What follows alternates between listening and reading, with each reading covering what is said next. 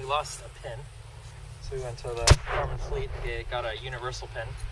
This is a category 0 hitch, so the smallest you can possibly get. And every category 0 hitch pin will fit. So this is the pin that holds these lift arms, they're called, up here. So I just got some cotter pins that I'm going to use to hold it in place. This comes from Harbor Freight. It's like $8 for a set. You should get a set of these, a set of the snap ring clips, and just all the different kinds of clips, because you always need them. Make sure you lubricate all these eye joints real good, because otherwise they'll rust up and they won't move on you.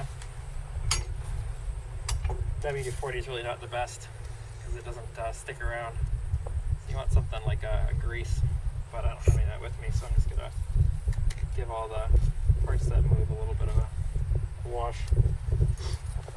So I'm gonna find a cotter pin that fits. That one fits, but it's a little small. Let's see if we can get a bigger one in there. Oh, that one's really big. Kind of want a shortish one that's a little girthier. So maybe this one? No. I got mixed up. That one's the same size. I guess I'm gonna get this one. So pretty much just move it around and get the grease in there. Lift up the lift arm, slip it on there, stick the pin through, stick the cotter pin through. Just make sure that's not going to come through. And then usually it's best to have a pair of pliers, but sometimes they're soft enough that you can do them by hand.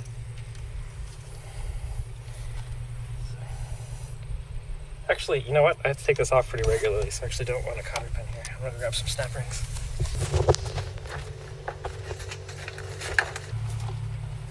So here's another set of pins, and I need the tiniest ones I can get. This thing's also like $8 and just slips through, and there you go.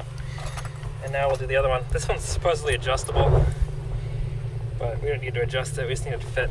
So pick up the lift arm, wiggle that eye bolt around a little bit, slip it through. Snap that there, and then we're good to go. Good as new.